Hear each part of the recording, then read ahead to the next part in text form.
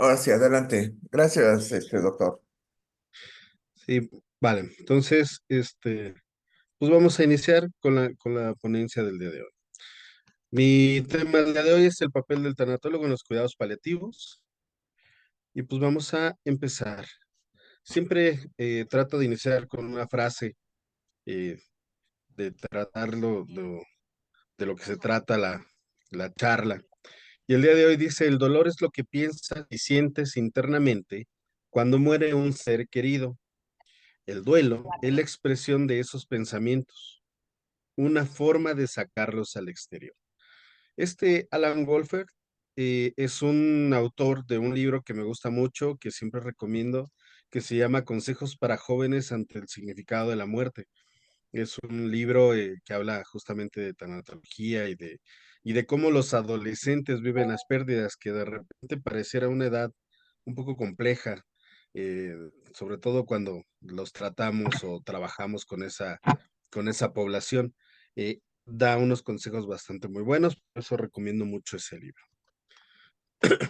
Bien, como sé que parte del auditorio hay gente que nunca ha tenido contacto con estos temas, vamos a hablar un poquito de ellos, aunque no nos vamos a detener tanto. La tanatología, pues bueno, pues es el estudio multidisciplinario de la muerte y de los procesos de duelo. Dice lo que incluye aspectos médicos, psicológicos, sociales, espirituales, y yo le agregaría hasta legales. En algunos casos, como tanatólogo, me ha tocado estar presente cuando hay cuestiones de conseguir un abogado, conseguir un notario, conseguir estas cuestiones de las herencias y demás. A veces también tenemos que echar mano de eso. Ahorita lo vamos a ver. Bien, ¿quién es el tanatólogo? El tanatólogo es un profesional capacitado para ayudar al proceso del duelo, así como cualquier otro tipo de pérdidas Trae la toalla con que nos significativas, secamos, hijo. no La naranjada. solamente la muerte, sino también todas aquellas pérdidas que nos van rodeando alrededor de nuestra vida, ¿no? Eh, Puede ser algún objeto preciado, alguna meta, alguna idea, la casa, el trabajo. Finalmente, podemos perder muchas cosas, no solamente la vida o la salud. Otra finalidad del tanatólogo es procurar que el paciente o cualquier ser humano que sufre se le trate principalmente con respeto, cariño, comprensión y sobre todo que siempre mantengamos eh, pues presentes la dignidad del paciente, la dignidad de la persona con la que estamos trabajando. Si pensamos en un ambiente hospitalario, pues bueno, es un paciente que está en cama con dolor, con una serie de síntomas y que a pesar de que esté en esas situaciones tan vulnerables, pues tiene dignidad, ¿no? Tiene una mente, tiene una voz y tenemos que respetarla. Nosotros como tanatólogos somos voceros incluso a veces de ellos, ante la familia, ante los médicos, ante todo mundo. Y si es en un ambiente que no es hospitalario, de todas maneras tenemos que respetar a ese ser, porque está trabajando justamente con la parte emocional, con la parte más, decían, con las emociones tan a flor de piel como lo es un duelo, una pérdida, emociones fuertes que está viviendo la persona y que nosotros como tanatólogos estamos trabajando justamente con eso que hace vulnerable a esa persona que tenemos enfrente. Entonces, son dos cosas que de momento quiero mencionar. Más adelante vamos a hablar de todo lo que continúa. Bien, empecemos. ¿Qué es una pérdida? Pues son situaciones de desprendimiento o separación, pues como lo mencionaba, de un objeto, una idea, un ser querido, una meta. Y esta pérdida va a producir un estado de crisis que se llama duelo, que es el dolor emocional. Hay un autor que me gusta mucho que habla de las pérdidas y de los duelos, que es Fernando Gómez Urrea. Es otro libro que le recomiendo, se llama El secreto para superar las pérdidas. Él es de la AMTAC, si no me recuerdo, Y él en su libro plantea estas tres cosas, ¿no? Que perdemos o que vivimos cuando tenemos una pérdida. Perdemos la ausencia del objeto sujeto, que se refiere al contacto físico, se refiere a la ausencia del sujeto en el objeto sujeto, que es el simbolismo, lo que me hace ser a través de, y la ausencia de la relación objeto, sujeto y sujeto, que es la convivencia. En algún punto, perdón, decía que perdemos el contacto físico, por ejemplo, de una persona que fallece, perdemos la convivencia de lo perdido, pero para mí, Guillermo Gómez, hay algo que no se pierde, que es el simbolismo cuando es una persona que fallece, como decía, pero que es consanguíneo, porque mamá sigue siendo mamá, aunque haya fallecido o no. Así mi papá, así mis hermanos, y así la gente consanguínea. Entonces, de alguna manera, el simbolismo no se pierde. Caso contrario a cuando es una situación de divorcio, o dejamos de ser amigos de alguien, o dejamos de ser trabajadores de una empresa X. Dejamos de eso para regresar a este punto de otra vez ser yo mismo. Y ese era el simbolismo desde a partir de mí, no en referente de otro. Entonces, esta aplica ahí. Y pues bueno, también tenemos que ver que las pérdidas van a influir en el duelo dependiendo el factor y la situación en la que nos encontremos. Por ejemplo, la causa de la pérdida. Decimos, evidentemente no va a ser lo mismo perder eh, un familiar, un ser querido, cercano, que perder un objeto, por ejemplo. No es, no es lo mismo. Pero pensemos que ese objeto es una herencia muy importante que nos dejó la abuela, como un collar o unos aretes, un anillo de compromiso, ese anillo que pasa, ¿no? De generación en generación y de repente lo perdemos, pues evidentemente no es un solo anillo, es el anillo, ¿no? Para algunos, por ejemplo, la pérdida de la mascota puede ser algo muy importante y para otros no lo es tanto. Sin embargo, sabemos, son seres vivos, es importante estas pérdidas, pero no lo podemos como decir, ah, perdió la mascota y darle la misma categoría. Recordemos, cada persona es diferente y le va a dar un significado y un simbolismo diferente. Las características y rol del paciente, vuelvo al punto, no es lo mismo perder a mamá cuando somos niños o adolescentes a cuando nosotros ya tenemos 50, 60 años. Sigue siendo difícil, pero no es igual.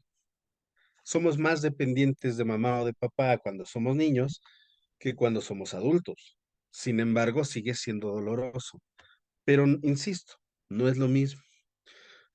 Las características de la relación y las circunstancias de la pérdida. También tiene que ver en qué momento me encuentro en qué situación me encuentro cuando estoy viviendo la pérdida. Por ejemplo, si tengo recursos económicos o si tengo recursos sociales, si tengo quien me apoye, si de repente no tengo a nadie, pues evidentemente va a ser más conflictivo, ¿no? O va a ser una percepción de dolor mucho mayor. Bien, el tanatólogo es la figura que facilita el proceso de vivir el duelo.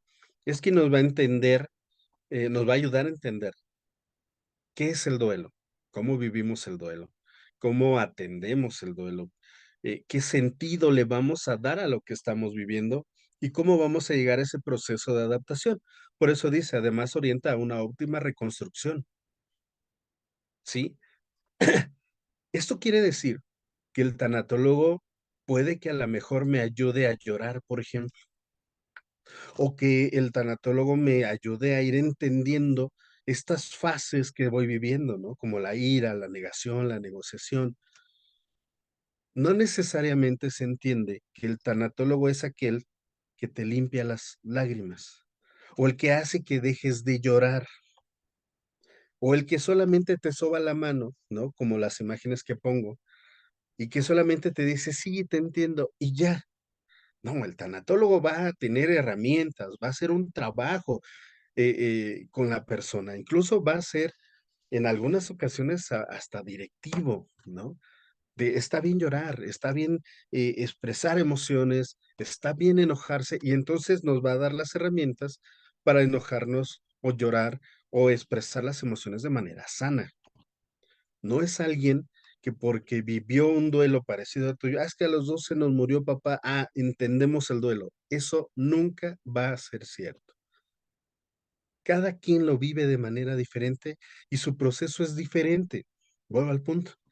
¿Es doloroso perder a los padres? Sí, pero no porque ambos perdimos a nuestros padres quiere decir que vivimos lo mismo. No, ese es un error. Por eso pongo esto.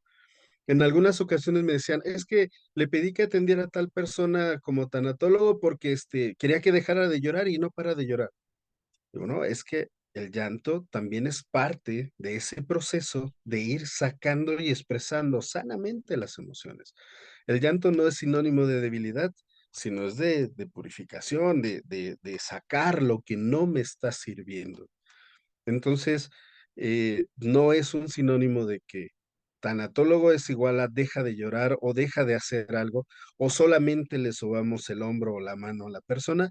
Evidentemente no, hay un trabajo terapéutico detrás.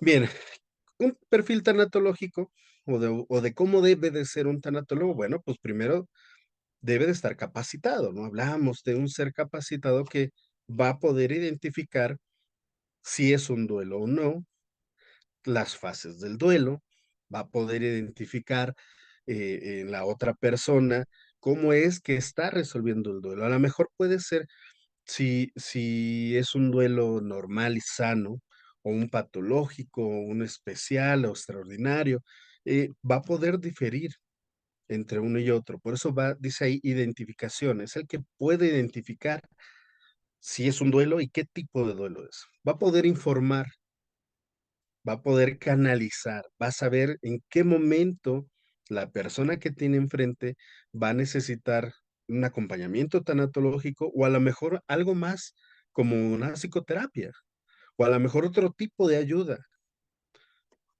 Va a poder educar, va a poder expresar a las personas qué son los duelos, cómo es la tanatología, va a poder llevar esta información a donde se requiera y en el momento que se requiera.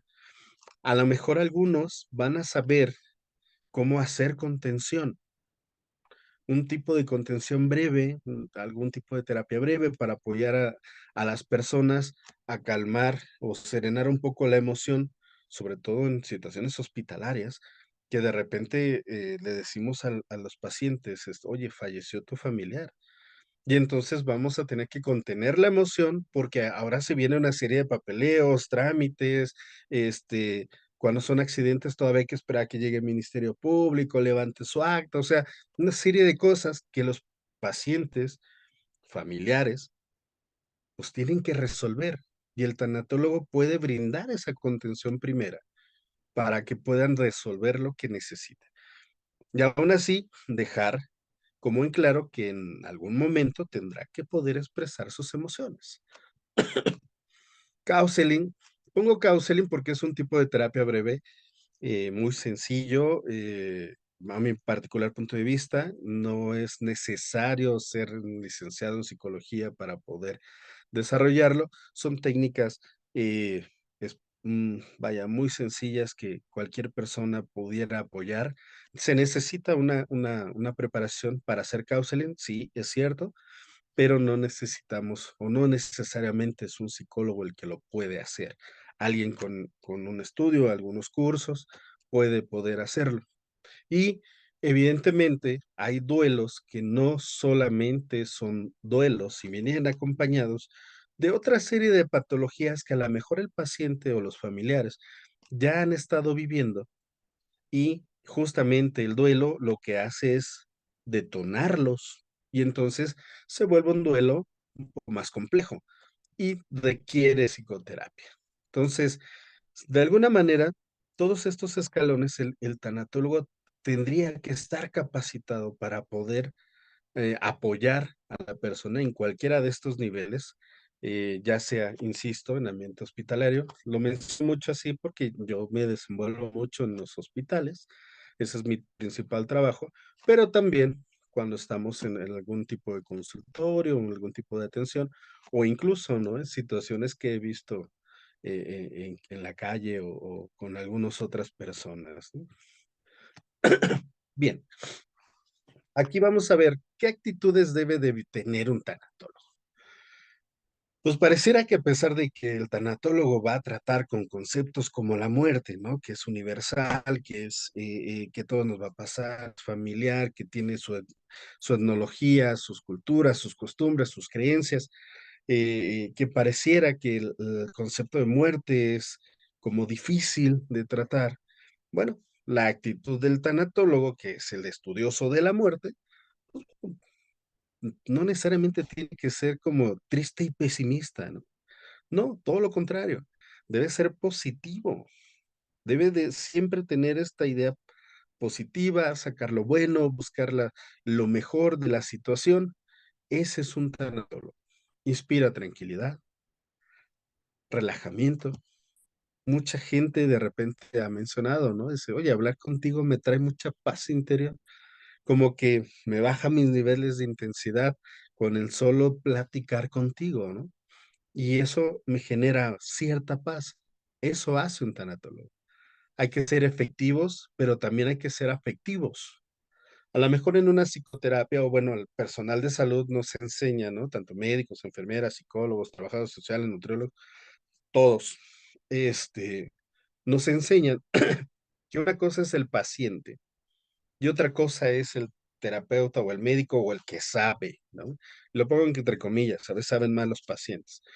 Entonces, en ese sentido, y nos hacen poner un límite, como una barrera entre el paciente y nosotros. En tanatología no existe esa barrera, ¿sí?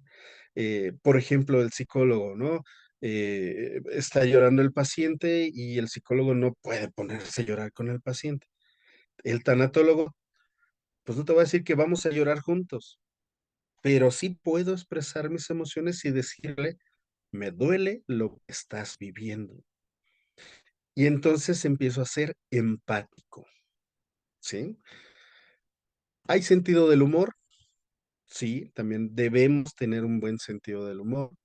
Hay buena comunicación. Esto es muy importante. Tenemos que tener esta actitud de comunicar, de ser flexibles al momento de hablar. Saber escuchar es muy importante, porque a veces tienen tantas cosas que decir las personas, o a veces el silencio también se sabe escuchar. Hay personas que ya están en una etapa terminal en donde ya no quieren decir nada y lo único que quieren es saber estar.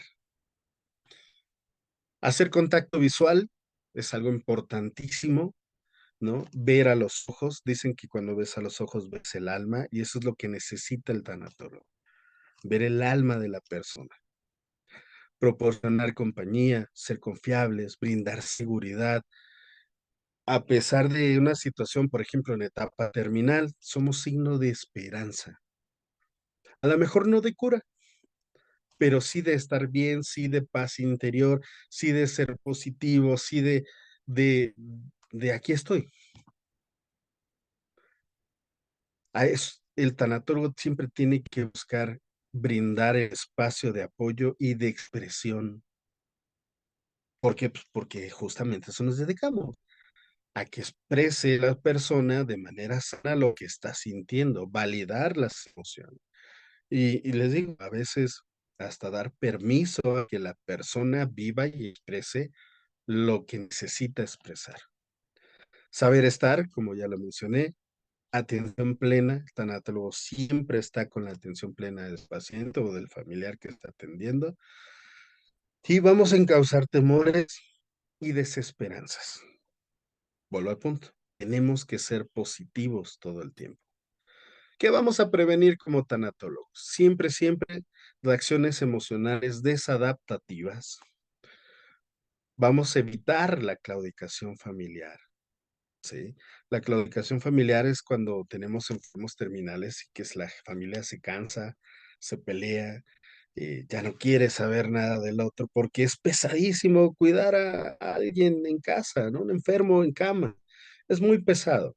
Y a veces no nos entendemos o a veces queremos lo mejor para el familiar, pero unos ven el desgaste, otros ven, es que es mi mamá, otros ven, es que hay que hacer todo. Y entonces, como no nos ponemos de acuerdo, nos peleamos y nos rompemos, ¿no? Hay familias que le decimos familias muéganos, ¿no? Muy unidos, que de repente por una situación de pérdida, de duelo, de enfermedad, revientan en las discusiones y se separan, ¿no? Incluso se dejan de hablar y viven una situación muy compleja. Los tanatólogos también evitamos ese tipo de cosas. Y la conspiración del silencio, que también es otro punto de los cuidados paliativos, que vamos a ver ahorita, en donde jugamos, ¿no? O el paciente quiere jugar a que no quiero que mi familiar se entere, que yo tengo y que me voy a morir. El familiar dice, no quiero que mi paciente se entere que lo que tiene y que se va a morir. Y a veces el personal de salud jugamos este mediador entre unos y otros porque fingimos todos que todo está bien, aunque ya todos sabemos lo que va a suceder, pero finalmente es un silencio. No nos sirve de nada el silencio. Ay, ese silencio es una falta de comunicación y como les decía anteriormente, tiene que tener una buena comunicación y favorecer siempre la comunicación entre paciente, médico y familiares. Entonces, es lo que tenía que prevenir. Y la formación, yo siempre he preferido, y insisto, lo decía ayer en una clase, eh, un tanatólogo debería de ser preferentemente un profesional de la salud. ¿Por qué? Porque tenemos más herramientas, tenemos, sabemos hacer una historia clínica, por ejemplo, sabemos hacer cierto tipo de intervenciones, podemos entender un poco mejor las situaciones médicas. Entonces, no descarto a nadie más, ¿no? No le voy a decir, ay, no, tú no, no, está bien, pero recordemos la piramidita anterior, ¿no? En algún momento, pues bueno, cuando se requiera una situación de psicoterapia, pues bueno, tendremos que canalizarlo con un psicólogo tanatólogo, ¿no? Que tenga la capacitación, ¿no? Aquí de cursos, diplomados, certificaciones, maestrías. Ya hay mucha información en tanatología y algunos centros, ¿no? Que se dedican, como en donde estamos, justamente a la enseñanza de la tanatología. Entonces, sí nos ayudan, nos sirve mucho a que la demás gente se capacite, se informe, sepa qué es tanatología, pero mm, yo soy más de la idea que el profesional de la salud sea el que tenga esta especialidad o esta certificación, que sea quien ya dentro de su formación extra, pues ya sabe lo que es la atención directa del paciente. Entonces, me insisto, no descarto a nadie, ¿no? Es excelente que los demás quieran formarse. Hay que estar colegiado, hay que buscar los avales y sobre todo hay algo interesante, ¿no? Todos los tanatólogos necesitamos supervisión de casos. ¿Por qué? Pues porque somos humanos, así de simple. También nos pega la muerte del paciente, también nos pegan las emociones de lo que están viviendo los demás, nos pega el que sabemos que alguien va a fallecer o sabemos que alguien está perdiendo algo. O sea, no podemos ser esta línea que les decía, ¿no? Como el médico de, bueno, pues ya se murió el paciente, me volteo y el que sigue. No, el tanatólogo no juega ese papel es, se mete un poco más con los pacientes y eso va a generar pues que tenga ciertos apegos o le muevan también sus emociones. Y eso solo se soluciona con supervisión. Mira, lo que te decía, en la comunicación, relación familiar, paciente, médico, paciente, familiar, médico. Siempre vamos a favorecer esa comunicación. Vamos a hacer resolución de problemas, toma de decisiones, otra vez buen humor. Debemos de saber técnicas de manejo de duelo crónico, patológico, anticipatorio, especiales. Y por qué no, ¿no? Los que somos psicólogos, bueno, con terapias cognitivo-conductual, humanismo, ¿no? Los que no son psicólogos se pueden formar de todas maneras. Hay cursos diplomados en logoterapia, Maslow, Gestalt, o sea, insisto, entre más capacitados estemos, pues evidentemente tenemos más herramientas para afrontar los casos que tengamos enfrente. Como te decía, el tanatólogo, más que saber qué decir, es sabe estar. A veces podemos tener el mejor discurso posible y lo único que nos va a decir nuestro paciente es, ya cállate, solo quédate aquí, solo estate aquí, solo dame la mano o solo aquí. Y de verdad, hay pacientes, me ha tocado atender pacientes en donde yo les he dicho, ¿qué quieres que haga? Y me dijo, nada, y ahí estoy. Me siento al lado de ellos, insisto, yo me muevo más en ámbito hospitalario, este, me muevo, me quedo a un lado, unos minutos en silencio. Lamentablemente en los hospitales tenemos que seguir viendo más pacientes, pero me quedo unos minutos y le digo, me tengo que retirar, ¿necesitas algo más? Y de verdad, la cara de lo que te dicen es un gracias, ¿no? Porque solo es y a veces ni siquiera hay que decir nada. Hasta el paciente está tan agobiado de todo lo que vive, que lo único que necesita es un poco de silencio, paz, tranquilidad. Y eso el tanatólogo lo sabe hacer, sabe estar. Más que saber decir, sabe estar.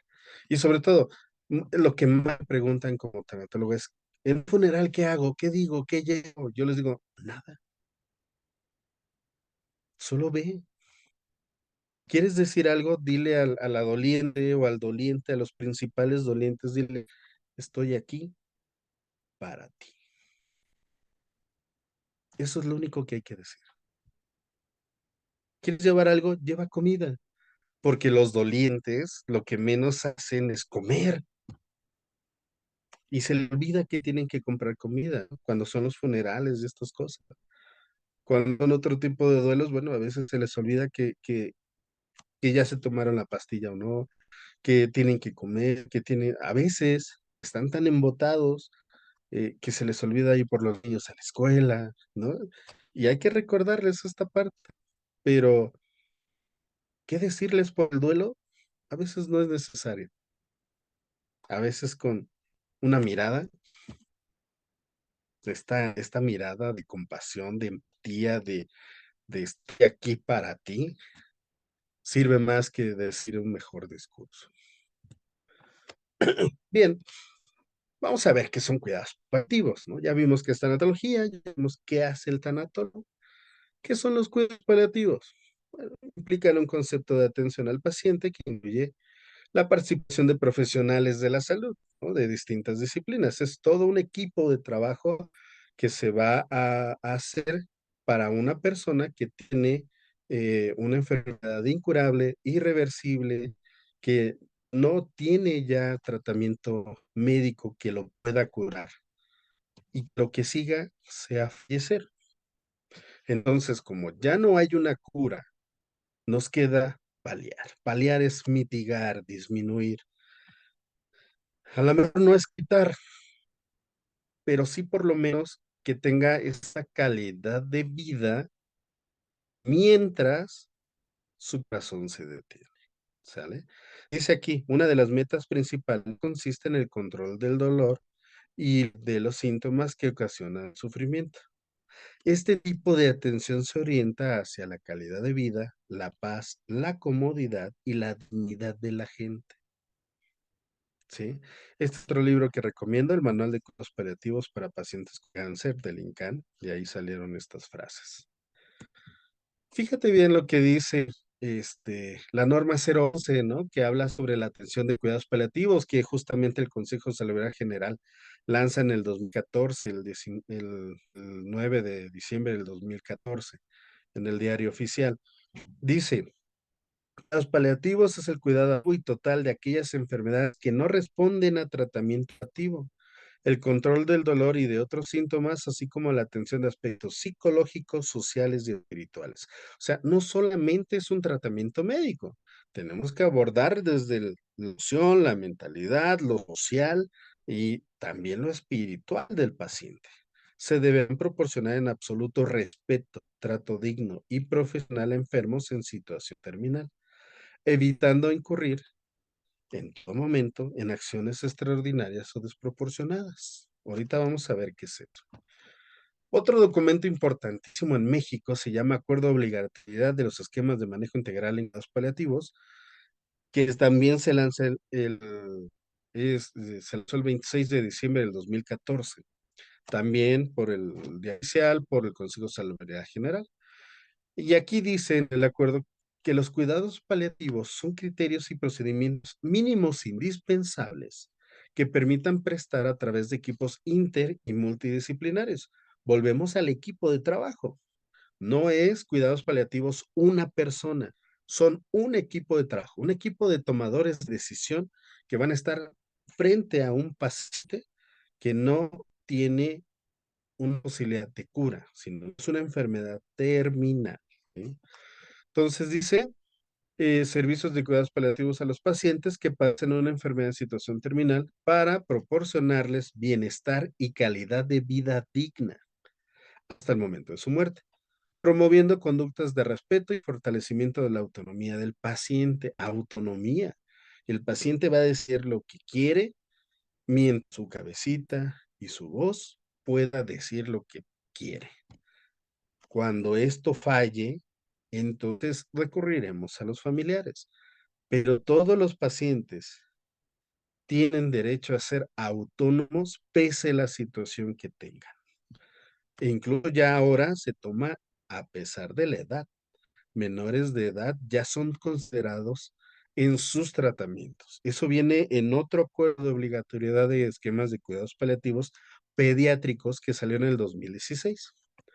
Bien, dice aquí previniendo posibles acciones y conductas que tengan como consecuencia el abandono y la prolongación de la agonía.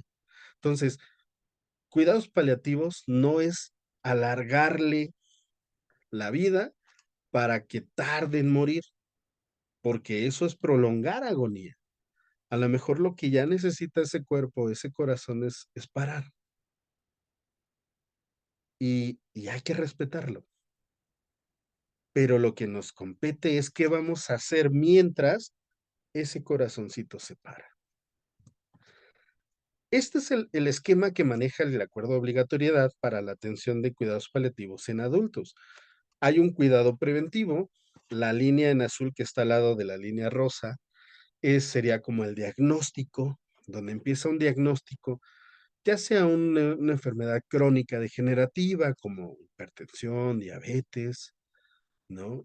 Que en algún momento, a lo mejor en muchos años, nos van a llevar a tener consecuencias o complejidades de la propia enfermedad que nos van a llevar a ser pacientes paliativos o enfermedades un poco más intensas, voy a llamarles así, como la insuficiencia renal crónica, como el cáncer, como el Alzheimer, como algún problema pulmonar, como el EPOC o alguna neuromotora. Entonces, de alguna manera vamos a intentar siempre, a pesar del diagnóstico, el tratamiento curativo. Pero aquí hay una línea muy delgadita, azul, que dice, donde dice manejo de soporte, que empieza el cuidado paliativo. Empezamos a hablar con el paciente de, oye, mira, va a pasar esto, vamos a necesitar esto, va a llegar un punto en tu enfermedad que va a tener estos pasos, va a haber estos cuadros, y empezamos a concientizar al paciente.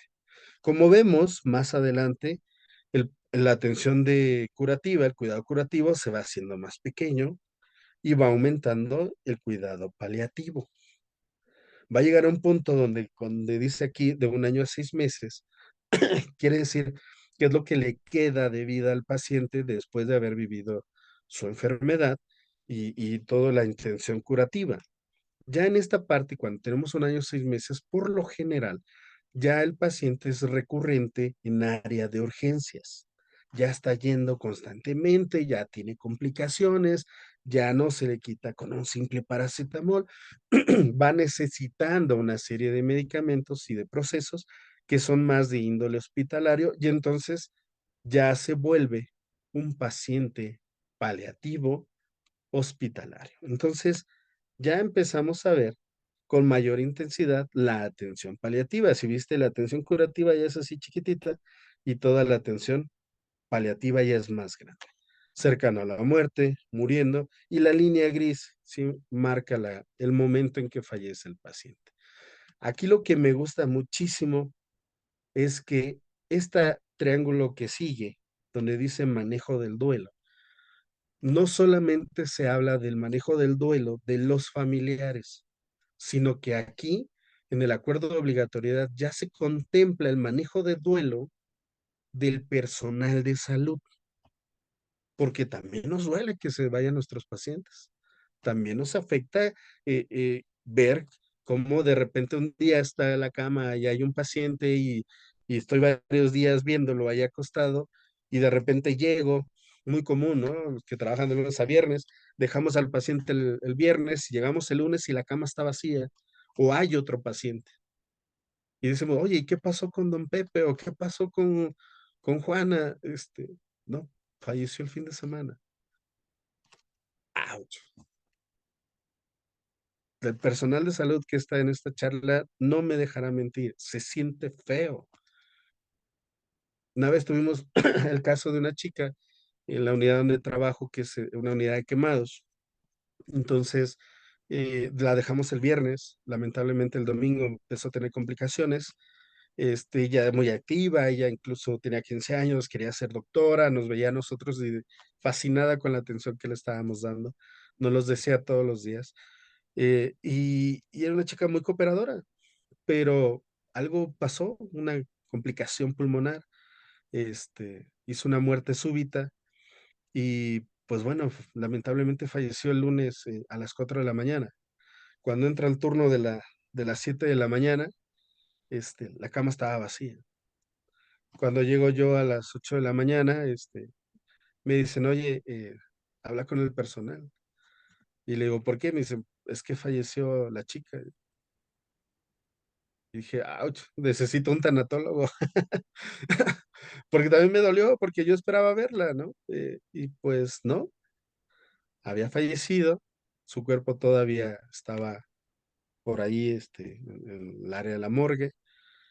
Hubo enfermeras que fueron a despedirse de ella, ¿no? O sea, hicimos un proceso ahí de despedida todavía en la morgue con ella, porque fue muy difícil, sí, fue muy difícil para muchas, ¿no? Yo llegué y entré al área de pediatría y pues algunas estaban llorando, ¿no? ¿Por qué? Porque pues era alguien que esperábamos seguir viendo y lamentablemente fallece. Entonces, aquí me gusta mucho que no solamente es la familia la que tenemos que estar viendo como tanatólogos de hospital, ¿no?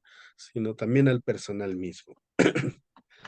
Conceptos de cuidados paliativos, ¿no? Conceptos muy comunes, como qué es una atención paliativa. Bueno, pues es toda esta atención que acabo de describir, que se le va a buscar la calidad de vida para una calidad de muerte, ¿no? Mitigar síntomas, ir trabajando con los medicamentos que se están otorgando, ¿no? Cada vez brindar el confort, la atención, no estar suministrando medicamentos innecesarios, sino solo los que necesita el paciente, lo que le llamamos de soporte.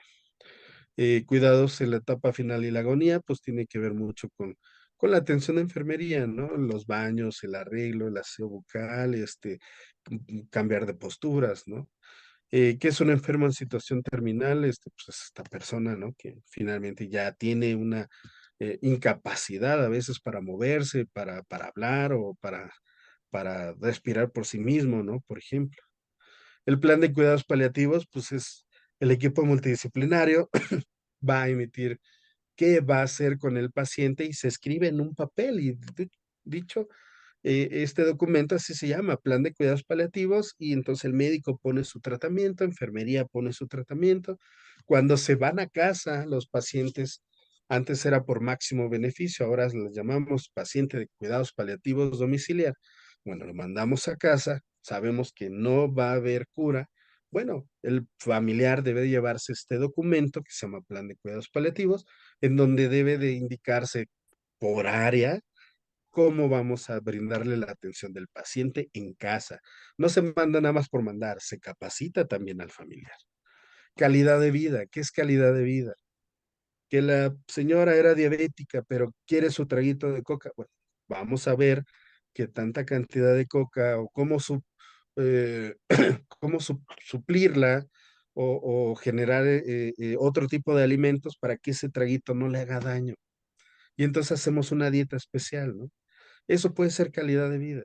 Cuidados básicos, ¿no? Que les decía de aseo, tratamiento del dolor, equipo multidisciplinario. El equipo multidisciplinario generalmente es enfermería, medicina, trabajo social, nutrición y psicología. Y todos los que además se puedan sumar. Medios extraordinarios, obstinación terapéutica, futilidad terapéutica son situaciones en donde el paciente ya no necesita estar recibiendo a veces estudios, intubación, tratamientos que no tienen sentido ya, no va a curarse. Es como voy a causar más dolor o más incomodidad que lo que puede resolver el estudio o el tratamiento, ya no, ¿sale? Agonía, que son los últimos momentos antes de fallecer, y lo que habíamos dicho, claudicación familiar, cuidador primario, que es el que se designa. Decía Gómez Sancho que en Latinoamérica es dedocrático, ¿no? El te toca.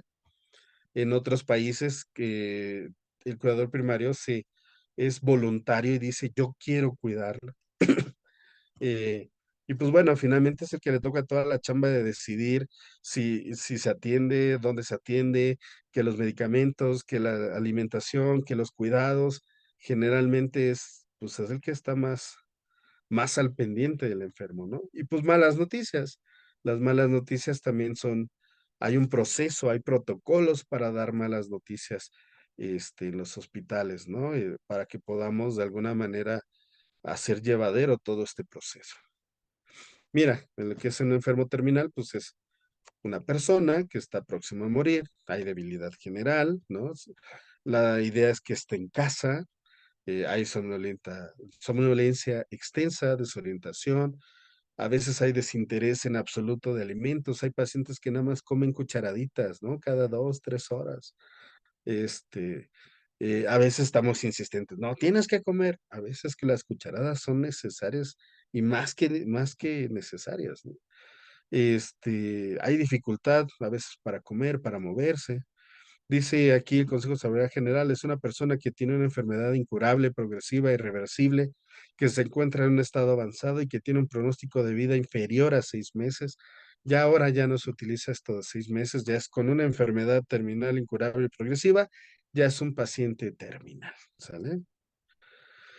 ¿Qué es lo que vive este paciente terminal, este enfermo terminal? Pues bueno, en los niños, ¿no? Porque también tenemos pacientes terminales niños, pues hay una percepción de enfermedad muy diferente al resto de los estadios. Generalmente hay culpa, hay confusión, porque no siempre se le explica al niño qué se le va a hacer, por qué se le va a hacer, cuáles son los tratamientos. Y pues su red social, pues solo son sus padres, ¿no? A veces son sus abuelitos, que es lo único que tienen, ¿no? En el adolescente, bueno, sigue habiendo un pobre soporte emocional porque pues siempre está enfocado en por qué a mí, por qué yo, ¿no? Y hay toma de decisiones, pero sigue siendo pobre. A veces, momentos es el niño que quiere estar chiqueado, ¿no? Y en momentos quiere ser el adulto que habla y mueve. Y hay un sueño milagro, ¿no? Siempre va a esperar que al dormir y despertar, pues, todo sea diferente. En los adultos hay más preocupaciones, ¿no? Sobre todo la movilización de recursos, ¿no? Los pagos, la casa, el trabajo, los servicios que hay que cubrir y una serie de cuánto me va a costar estar aquí, ¿no? Cosas de esas. Empieza la aceptación, hay más aceptación en la adultez. Yo diría que también en la infancia, pero a veces los niños están más aceptados de su proceso de muerte que nosotros como adultos. Y la vejez, pues el principal es el miedo al abandono, ¿no? La finitud de la vida, la mayor aceptación. Este, bien, vamos a continuar. Aquí es. También hay unas necesidades del paciente, esto también viene en algunos libros de bioética, también vienen en la parte del acuerdo y en la norma de 011, necesidades de ser reconocido, de hablar, ser escuchado, su historia, ¿no? De tener un sentido de existencia, hay que liberarse de culpas, ¿no? Sentirse perdonado, tener trascendencia, ¿no? Eh, encontrarle el sentido a lo que está viviendo. eh, la necesidad, dice ahí, de continuidad, de un más allá, ¿no? A veces la religión nos habla de esto, qué va a haber después de la muerte, ¿no? La esperanza, esa siempre hay que mantenerla, a pesar de que sean pacientes terminales, ¿no? Hay sentimientos religiosos, se vale expresarlo, a veces son positivos, a veces son negativos, es válido, recordemos las distintas etapas del duelo, pues hay momentos en que uno está negado y no quiere vivirlo, ¿no? No quiere saber de esto. Y siempre, siempre va a haber la necesidad de amar y ser amado. El enfermo terminal, pues es alguien que sufre una enfermedad, ¿no? Y con ello viene una serie de emociones y sentimientos. Nosotros sabíamos que el paciente, por ejemplo, un paciente hospitalizado, pues vive no solamente los síntomas de la enfermedad que tiene, sino tiene de 3 a 18 síntomas extras, entre los que son la preocupación, la ansiedad, el estar pensando, el sufrir por ver a sus familiares, ¿no? Cuando de repente despiertan y ven que están durmiendo en un sillón o en un cartón, ¿no? Quieren a veces hacer pipí pues está su familiar durmiendo y no lo quieren molestar, y si le hablan a la enfermera se va a despertar y entonces se aguantan. Entonces, es una serie de situaciones que viven los pacientes que no solamente es su enfermedad, sino todo esto, ¿no? Todo lo que está alrededor también lo vive.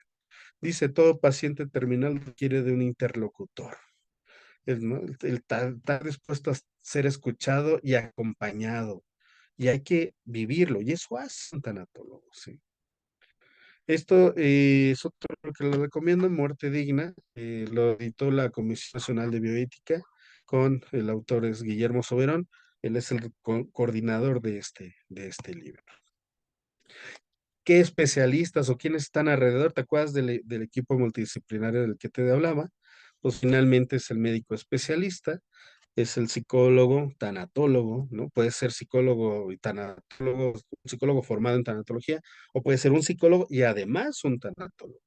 Nutriólogo, enfermera, trabajo social, personal religioso, abogado, voluntario, el equipo de bioética, todos estos tienen un quehacer, ¿no? Por ejemplo, ¿no? El soporte médico, pues puede ser presencial, puede ser telefónica, que es lo que es clínica del dolor, la atención tanatológica tanto a paciente como a familiares, la dieta complacencia por parte de nutrición, ¿no? Que no es darle de comer lo que quiera, sino vamos a cuadrar las dietas para que si en algún momento se le antoja algo al paciente, lo pueda comer.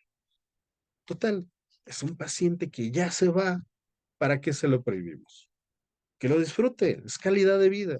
Bueno, podemos hacer que la nutrióloga pueda equilibrar la dieta de tal manera que eso que se va a comer, que en teoría le haría daño, no le haga daño o no le afecte tanto. ¿Sí? Clínica de heridas, por ejemplo, con enfermería, que son muy buenas en eso, los cambios posturales, las limpiezas, la necesidad social, aquí entra el trabajo social, ¿no? Las instituciones que pueden brindar el apoyo, trabajo social son muy buenos en eso. y conseguir la manutención, los insumos, ¿no? También eso hace trabajo social y lo hace bastante bien. Las necesidades espirituales, a veces personal de salud sabe o está capacitado en trabajar esta parte, pero a veces también requiere de algún tipo de religión y entonces le hablamos al anciano en el caso de los testigos de Jehová, al pastor en el caso de los cristianos, al sacerdote en el caso del catolicismo. O sea, podemos hacerlo, buscarlo también, ¿no? Como decía, personal religioso. Y pues finalmente, entre todos, generar esta sensación de acompañamiento. ¿Cuáles son las responsabilidades del tanatólogo entonces? Por ejemplo, en un hospital, primero es el paciente. En segundo lugar, tenemos a los familiares y recordarás, ¿te acuerdas del acuerdo de obligatoriedad? También la atención al personal. También es responsabilidad del tanatólogo apoyarlos, por lo que te decía. Y entonces, ¿qué hace el tanatólogo en cuidados paliativos? ¿No? Bien. Primero, atención al paciente, familia y personal, pues la empatía y la compasión. El tanatólogo va a hacer esta terapia individual y familiar y en a veces grupal. Va a estar en los acompañamientos, haciendo acompañamiento en los momentos difíciles, por ejemplo, las malas noticias. Ahí está el tanatólogo. O sea, que brinda la contención, es el que a lo mejor es el mayor capacitado en brindar atención de malas noticias para hacerlas. Entonces, a veces al personal de salud, como a los médicos o enfermeras, incluso a los psicólogos, no nos enseñan en la carrera a ser empáticos al dar la mala noticia. Nada más nos mandan y nos dicen, ve y dile que ya se murió. O sea, y ahí va uno todo preocupado. A veces el tanatólogo está capacitado en esto, bueno, que lo haga él y que de alguna manera, ¿no? Acompañado del médico siempre que va a respaldar pues toda la situación médica, ¿no? Trabajo social también va a respaldar. La mala noticia no se da solo, siempre se da acompañado. Al igual, nunca se le da a una persona sola, siempre procuremos dar la mala noticia a un paciente familiar acompañado de alguien, de otro familiar. Estamos apoyando el control de síntomas porque estamos al pendiente de los pacientes, promovemos la autonomía del paciente todo el tiempo, acuérdate, mientras el paciente pueda pensar y expresar lo que piensa, es autónomo. Terapias no farmacológicas, hay terapias que podemos, de tipo holísticas, que podemos buscar o brindar si es que estamos capacitados en ellos, musicoterapia, aromaterapia, cosas así. Planificación de los cuidados, estamos siempre al pendiente de esto. Metas claras y realistas, porque a veces al personal de salud se nos van. Digo, insisto, no son los únicos pacientes que tenemos y tenemos que estar pensando en todos también y a veces se nos van y necesitamos que ese alguien esté al pendiente de, oye, se te fue, oye, esto no está bien, oye, vamos a hacerlo de otra manera, ¿no? El tanatólogo puede hacer eso. Promueve la voluntad anticipada. Yo sé que en algunos estados de la República o algunos países no tienen esta voluntad anticipada, pero promovemos la idea de estar promoviéndola. ¿Qué es la voluntad anticipada? No, no es un contrato, no es una herencia, no es voy a dejar mis pertenencias a alguien, no, es un documento legal que se va a firmar por el paciente y por familiares y personal, testigos, en donde va a decidir la persona, el enfermo, que ya no se le dé tratamiento innecesario o fútil, que si su corazón se detiene no se le reanime, por ejemplo, y lo dejen en paz. Eso es la voluntad anticipada, ¿sale? Es un documento legal, insisto, lo puede hacer cualquier persona si no está enfermo en un hospital, lo puede hacer con un notario o si ahí está el hospital y el hospital oferta la voluntad anticipada, desde el hospital se puede firmar ese documento. Evita la claudicación familiar, lo que ya te había dicho, la conspiración del silencio y estamos presentes en las malas noticias. ¿Y cómo hacemos esta parte? Bueno, pues el tanatólogo atiende el duelo. Esa es su chamba, ¿no? Entonces, vamos a facilitar el proceso, hacemos espacio de expresión, estamos dentro de los rituales y las ceremonias que a veces se necesitan, ¿no? por ejemplo, ahora que era COVID y que, que los enfermos que fallecían se entregaban en urnas, no eran en cuerpo, ¿no? No había funerales porque no podíamos salir, no podíamos hacer esta parte social, pues de alguna manera a mí me tocó estar desde una videollamada facilitando un ritual, una ceremonia de despedida a esas cenizas, a ese ser querido. Eso hacemos los tanatólogos, ¿no? Participamos en esta parte. Apoyo a corto, mediano y largo plazo. Apoyo a corto es cuando hacemos la intervención por la intervención en crisis, a lo mejor. A mediano, cuando damos un tratamiento y además le damos seguimiento cuando es a largo plazo, ¿no? Todavía hay pacientes que tengo de hace algunos años en donde de repente un mensajito, ¿cómo te va, no? Y eso les da esa seguridad, esa atención, esa calidez, esa paz de decir alguien está al pendiente de mí, ¿no? La escucha activa, eso es lo que siempre vamos a hacer, proporcionamos herramientas de apoyo emocional, esa es nuestra chamba como tanatólogos, claridad y empatía, facilitación de decisiones, ayuda a afrontar la muerte y las pérdidas, que finalmente es lo que tenemos que hacer a los familiares, a los pacientes y al personal de salud, ¿no? Y pues bueno, entendamos esto. El tanatólogo solo no hace cuidados paliativos. Tanatólogo se enfoca en esta parte del duelo, de las pérdidas y todo lo que rodea en esta situación. Pero hay algo padre de esto, que el tanatólogo en cuidados paliativos es pieza clave.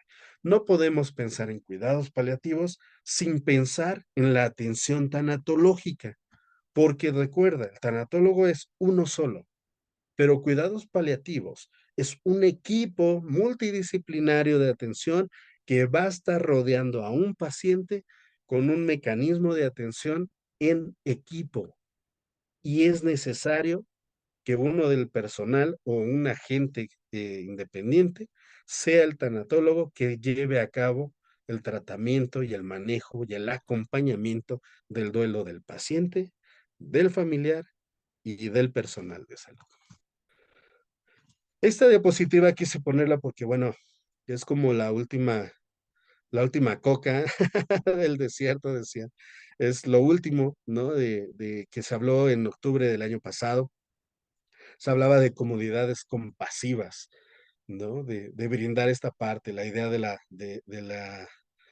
la OMS y de la OPS y de la Asociación Latinoamericana de Cuidados Paliativos, pues bueno, ha sido el crear entornos en donde sea partícipe no solo el equipo multidisciplinario, sino también la gente que rodea al enfermo terminal, como la familia, los amigos, los vecinos, gente de la que puedes echar mano para que ayude a ese paciente, a esa persona que ya se va a tener calidad de vida para una calidad de muerte y después un buen manejo de duelo y de atención tanatológica. ¿Sí? Entonces, ¿qué hace? Pues esto. Esto es lo que hace el tanatólogo en los cuidados paliativos. Esto es cuidados paliativos y vuelvo a repetir, no podemos pensar en cuidados paliativos si no pensamos en un tanatólogo, pero sí podemos decir que el tanatólogo solo atiende el duelo, no es cuidados paliativos. ¿Sale? Esto sería todo. Espero les haya gustado. No sé si tengan alguna duda, alguna pregunta, alguna situación que quieran comentar. De mi parte, muchas gracias por la invitación. Y pues, dejo a nuestro queridísimo amigo Leonzo Carballo que tenga la palabra. Muchas gracias. Gracias, querido hermano. Oye, si puedes, dejar de compartir la pantalla, te lo agradecería. Ahí están los datos de Guillermo. Este, Muy bien. Les damos las gracias a todas, a todos, a todos a los que estén por acá. Es importante esta parte de no patologizar la tanatología y de poner límites, ¿sí? Ya ahorita Guillermo, inclusive también Moisés y varios de los ponentes que han estado acá, nos han dicho que sí es un tanatólogo y que es un tanatólogo, ¿no? En el caso, por ejemplo, Moisés no es médico, no es psicólogo, pero es un excelente tanatólogo, ¿no? Hay el campo de acción de la tanatología. En nuestro país, la tanatología no está normal, no existe una norma oficial mexicana, no existe una norma oficial por parte de la Secretaría de Trabajo y Previsión Social, por parte de la Secretaría de Educación Pública, por parte de la Secretaría de Salud, y por eso hay un titipuchal de clases y demás en cuanto a la tanatología, ¿no? La gran mayoría de la tanatología se dedican a repetir, repetir, repetir, repetir, reciclar cosas como la de Kubler-Ross y de ahí no sale, ¿no? Entonces, y la tanatología va más allá de una tanatología kubler-rossiana que ya ha sido superada hace mucho tiempo. Y ahora, un límite importante a mí, por eso invité a Guillermo a Memo, porque sí es importante, es que yo he tomado muchos cursos con Gómez Sancho o con quien quieran, de cuidados, porque yo soy enfermera paliativista, sí, eres enfermera paliativista, hasta ahí estoy de acuerdo. Tienes una función que ya nos los dijo Memo, pero yo soy psicólogo, yo soy psiquiatra, yo soy médico, porque en mi caso yo soy urgenciólogo, pero yo no soy paliativista, ¿sí? Yo no soy paliativista. Entonces, luego entonces, como tanatólogo, debo tener mis límites y el jefe, el que lidere al equipo, de ser el médico, la médica paliativista. Eso debemos de trabajar siempre en equipo y someternos a nuestros límites, cada uno de nosotros, ¿sí? Porque si no, nos enloquecemos. Algo que dice Memo y que reconoce es cierto. Ok, yo soy tanatólogo, tengo 40 años, 20 años, 10 años, atiendo 50,000 pacientes al día, etcétera, etcétera, etcétera. Muy bien, muy bien. Oye, yo sí los como que miro a mis consultantes, a mis médicos, a mis alumnos. Ok, tú vas a ser tanatólogo, sí, muy bien. ¿Cuándo fue la última vez que fuiste a terapia? Terapia, pues como que para qué, ¿no? Yo tengo una maestría, un doctorado, pues sí, ya tengo doctorado honoris causa, que me lo dio tal y cual universidad, tal y cual escuela, pero no voy a terapia. Bueno, muy bien. Entonces la recomendación a todos, pues no vayan con esos médicos, con esos tanatólogos que no han resuelto su problemática, ¿no? El primero que debemos ir somos nosotros los tanatólogos, tanatólogas y la supervisión y la práctica debriefing, diffusing, todo esto que Memo lo maneja estupendamente bien ahí en su grupo. Moisés también lo maneja en las escuelas, ¿no? En la escuela, los maestros, ¿quién atiende a los maestros en el caso del duelo, no? O sabe Dios, ¿no?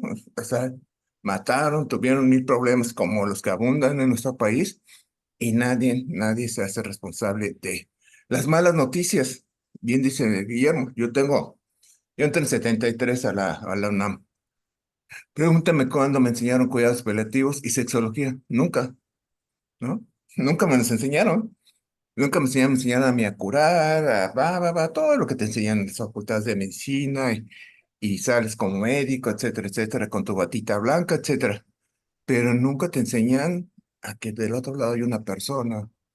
Yo se lo aprendí ya una vez graduado aquí en Yucatán, con un viejo maestro de la antigua guardia. Me decía, no, lo importante no soy yo, médico, es el que está ahí, el paciente, la persona, y llámala por su nombre. No le digas paciente, dile, señora, señor. Y ahí empecé a entender esta parte que estamos trabajando con personas que son iguales que nosotros. Mi ventaja es que pues yo sé recetar medicamentos o quiero saber y el otro pues se los toma obedeciendo muy amablemente, ¿no? Entonces, a grandes rasgos, esto es, me gustaría que si le hicieran alguna pregunta ahí a Guillermo, ahorita hay 81 personas, había 100, ya se fueron 19, ¿verdad? Si le hicieran, quisiera hacer alguna preguntita aquí al buen amigo Memo, Edith, si quieres hacerle alguna pregunta, algún comentario, Doradit. Todo muy bien, muy claro, muy entendido. Muchas felicidades, doctor. Muchas gracias por su ponencia. Muy Gracias, bien, Leo. gracias. Sí, a veces eso sucede, no sé, te de Memo, o alguna de ustedes, Gina, las que dan clases, bueno, muchas de ustedes, Carrie, etcétera. Cuando terminas de dar una conferencia y la gente se queda, como en este caso, pues muda, ¿verdad? Y dices, yo siempre me pregunto, ¿o me entendieron todo? O de plano no supe explicarme. En el caso de Memo, pues no hay vuelta de hoja, que lo entendí todo muy claro, lo hiciste muy digerible. Te felicito, mi hermano, muy amable, muy Gracias. humano. Eso habla de tu calidad, ¿no? Como médico, y pues yo creo, yo, al menos como tanatólogo, yo seguiría contigo. Sí, espero que vayas a terapia y a Claro supervisión, que sí. que es obligación de nosotros ir. Es obligación, no es de que si no, de que si sí, es obligación de ir. Y aquí en el chat, bueno, vamos a ver. ¿Por qué fue superar la tanatología kubler-rossiana? Después les vamos a dar toda una conferencia, el por qué y el para qué ya no se aplica, ¿sí? O sea, no, la tanatología, el duelo no es un proceso de etapas, no es un proceso de tareas, es un proceso. Volvamos quizás a Freud, que es lo que nos dice Memo, ¿no? El duelo de respuesta normal ante las pérdidas. ¿Qué pérdida, doctor? Cualquier pérdida. Y mal, dice Freud, Sigmund Freud, mal haríamos en tratarla, ya que se resuelve por sí sola. Entonces, pues, inclusive los tanatólogos no tendríamos mucho que hacer ahí, ¿verdad? Sí.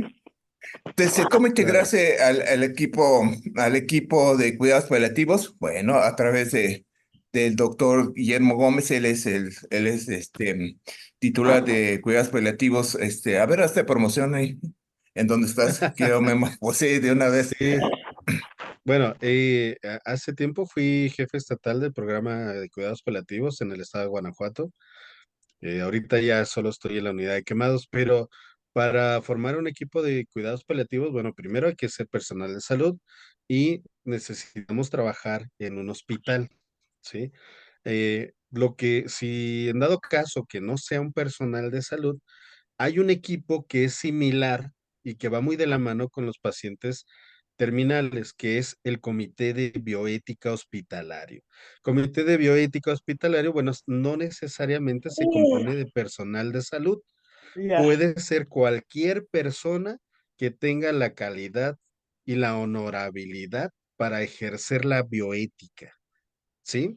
Entonces necesita tener entendimiento de lo que es la bioética, pero ahí no se requiere un título, no se requiere ser un trabajador. Más bien, ahí el médico, tratante, esos son como especialistas en el caso y son como invitados, pero el comité de bioética sí puede ser cualquier persona. Ahí puede ser incluso la de intendencia del mismo hospital y lo puede presidir ella incluso. ¿No? O sea, no necesita ser el director del hospital. De hecho, el director no tiene nada que hacer ahí, pero sí en los cuidados paliativos, sí, porque son tomadores de decisiones directos con pacientes. Entonces, ahí sí se necesita, si es una enfermera, un nutriólogo, un psicólogo, un médico, pues que haya esta idea de cuidados paliativos en el hospital.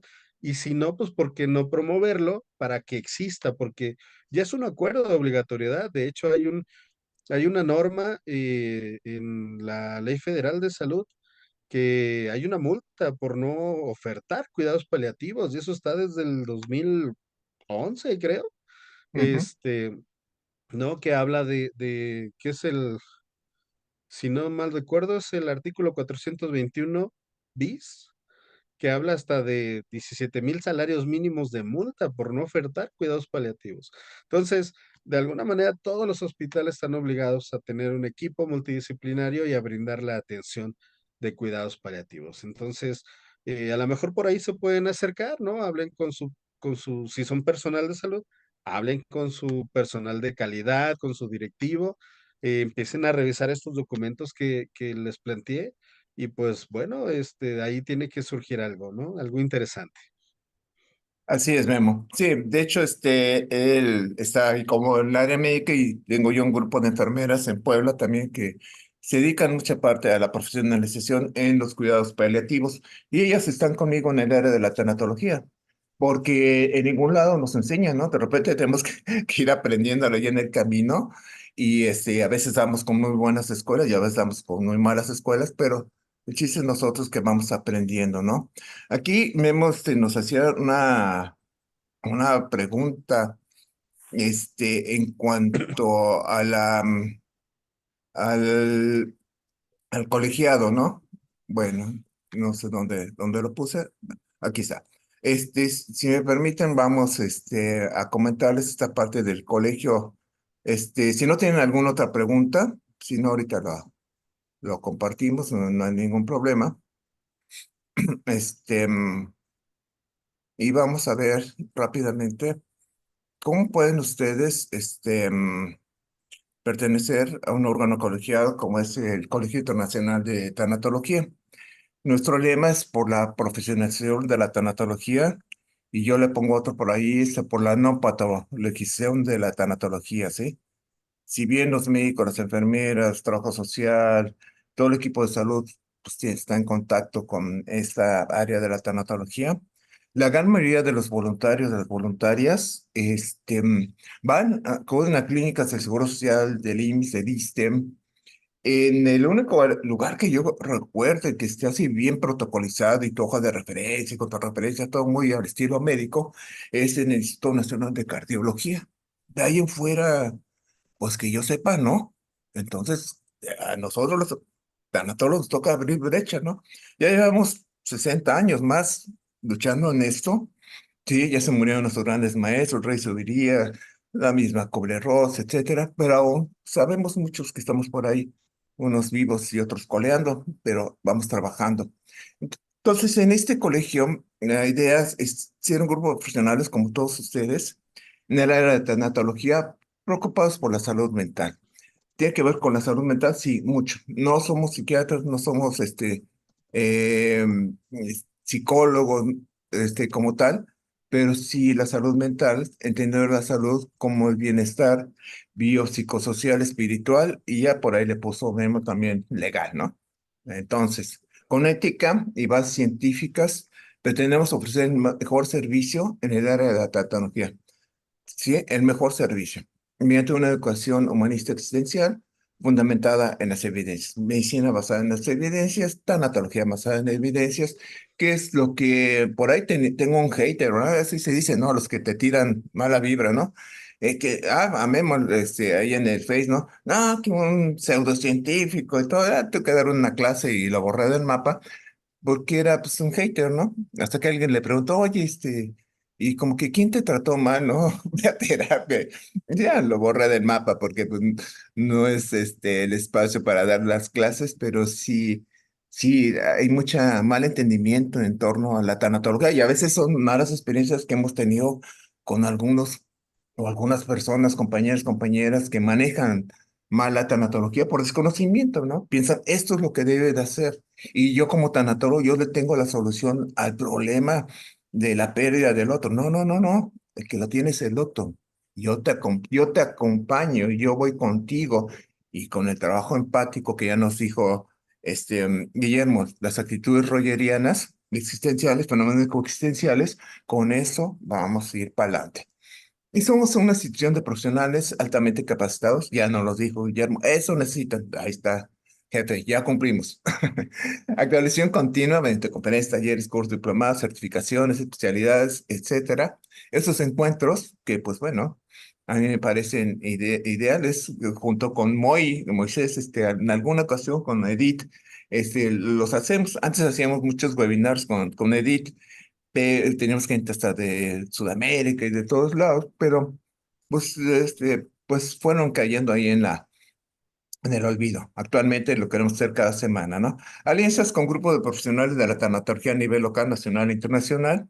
Nosotros tenemos estos acuerdos, trabajamos, decía Guillermo, oye, ¿y qué aval me van a dar, no? Entonces, el aval que nosotros damos es a través de universidades públicas como la Universidad Autónoma de Zacatecas, universidades privadas como la Universidad Interamericana del Bravo, y es un instituto reconocido de Robert Neymeyer, Instituto de Pérez y Duelos de Portland, de Oregon, California. Sí, Robert Neymeyer es uno de los teóricos, él es muy humanista, él maneja mucho el counseling, ahorita que decía counseling, Guillermo, el counseling, pero no el counseling norteamericano, en el que te mandan, para que te portas bien, ve ahí con el consejero y que te diga la solución a los problemas, no, el counseling como lo manejan en Europa, el counseling rogeriano, ¿sí? El enfoque centrado en la persona. Muy bien. Fomentar la psicoeducación, todo esto nos lo acaba de expresar perfectamente bien el maestro Guillermo. Y en todos los niveles de la sociedad con el fin de romper mitos, paradigmas en la tanatología moderna. El doctor Moisés trabaja en el campo, ¿sí? En las escuelas.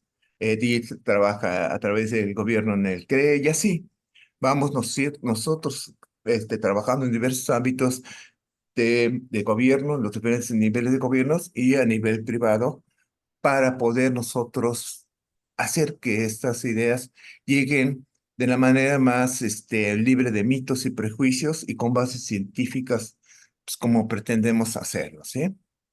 Requisitos para pertenecer al Colegio Internacional de Tanatología, bueno, copia de tus últimos estudios, por ahí Guillermo me preguntaba, ¿y cómo le hago? Pues ahí está la solución, mi querido hermano.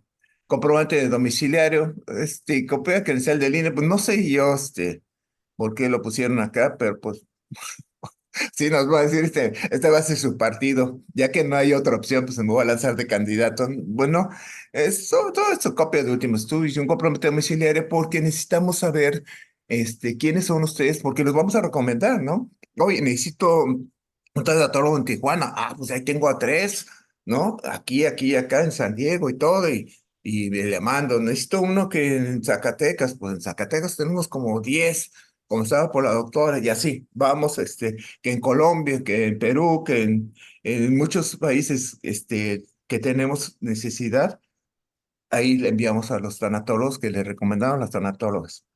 Solo, pues, obviamente se utiliza con fines administrativos, conservando tu privacidad, no lo utilizamos para spam ni para ninguno, cuando mucho para mandarles promoción de nuestras actividades y ya, y si no quieren, pues se borran del grupo ese de WhatsApp y santo remedio, como le han hecho muchos de ustedes, ¿no? El beneficio, derecho a estar en estos grupos de encuentro, en la biblioteca virtual, hay gente, Gina, gracias, y a todos, Carrie, a todos los que han depositado ya este material, pues sí, ya hay una muy buena cantidad de libros, ¿no? Hay que leerlos de uno en uno, y algunos están muy interesantes, algunos quizás pues nunca los hayamos escuchado. Ahorita que Guillermo nos hace una reflexión, recomendación de algunos libros, bueno, pues si los tienes, y gustas compartir los PDFs, pues aquí tienes un espacio en la biblioteca, querido Guillermo. Descuentos en los talleres, cursos, congresos, diplomados, certificaciones, especialidades que manejamos a través del colegio y que queremos hacer alianza con muchas personas para poder trabajar toda esta área de la tanatología que es muy, muy, muy enriquecedora, ¿no? Por ejemplo, ahorita nos dice Guillermo, esta parte, ¿no? De la conspiración de silencio y cómo dar las malas noticias. Edith tiene un tema muy, muy bonito que lo da junto con la notificación de malas noticias. Y nos dice Guillermo, pues es que a mí no me enseñaron, pues a mí tampoco, pero es obligación de nosotros los médicos, el médico tratante, entre varias cosas, aparte de regañar y dar órdenes, indicaciones y ser amoroso y lo que tú quieras, porque hay reclamos allá, es que hay muchos médicos que no son empáticos, en efecto hay muchos, pero hay muchos que también sí son muy empáticos y muy amorosos, como los que están aquí. Entonces, es obligación de yo como jefe del grupo del área médica, yo notificar las malas noticias y notificarlas de una manera agradable, una manera muy empática, de una manera muy humana para poder llegar a algo, ¿no? En Estados Unidos, pues así te agarran, ¿no? Te agarran tres, cuatro médicos o un grupo, comenzaban por el interior del hospital y te dan la mala noticia y te hacen firmar una hoja para que no demandes al hospital. A ellos no les importa tu salud mental ni el amor que te tengan, ¿no? Les importa que no los demandes y te hacen firmar, entonces, pues tampoco se trata de eso. Descuento en ebooks y manuales del Colegio Internacional y de Academia Dolux. Tenemos ahí unas tanatoguías y muchos libros y cuestiones que hemos ido haciendo a lo largo de la historia, que ya llevamos 35, 40 años trabajando en esto. Y pues a veces los compartimos o los vendemos, ¿no? En dólar, que pues, no es nada, pero bueno, un dólar para mí de uno en uno se van juntando y nos da la oportunidad de poderles ofrecer pues servicios y tener invitados, ¿no? Por ejemplo, Robert Neymeyer, pues me, me cobra en dólares, ¿no? Aquí mi querido amigo Guillermo y los demás que han estado aquí amablemente no nos cobran porque lo hacen por amor, pero pues pues a veces es justo invitarles aunque sea un cafecito por ahí, ¿no? La cuota anual, bueno, la cuota anual es una cuota anual única, aprovechen ahorita en enero, 1,500 pesitos y ya están, les dan su credencial y ya forman parte como miembro numerario del colegio por un año, ¿sí? Sus descuentos en los diferentes eventos que organiza el colegio, a veces son buenos descuentos, 15, 20%, a veces no les dan, no les cobran esta inscripción, a veces es de gratis como estos y muchos otros. Y a veces, pues sí, se paga, ¿no? Pues hay que estar. Y ese era el Directorio Internacional de Tanatólogos, ¿no? Como decía, necesito un tanatólogo en Perú o en donde sea. Pues aquí está fulanita, sutanito, menganita, y ellos nos pueden ayudar y nos ponen en contacto, y aquí están para que, pues, ayude y lo trabaje desde su espacio. ¿Sí? Bueno, la cuenta ahí la dejamos, es a nombre de la doctora María de Dora Edith González Huerta, que es la presidenta del colegio, y eso sería todo por acá. Se los voy a pasar ahí en el grupo para que permanezca, ¿no? Bueno, ¿cuándo será el curso? ¿Desde cuándo? Ahí está. Ya les contestamos en cuanto a los cuotas y no sé si tengan alguna pregunta, sobre todo, pues, la de Guillermo, que Guillermo, pues, bastante trabajo tiene y bastante hizo con hacer esa presentación muy bonita. Ahí compártela, no sos gacho. Sí, claro, con gusto. Compártela. Y ahí vamos a ver si lo subimos a YouTube y todo, pero pues todo esto es con fin de formar la psicoeducación, ¿sí?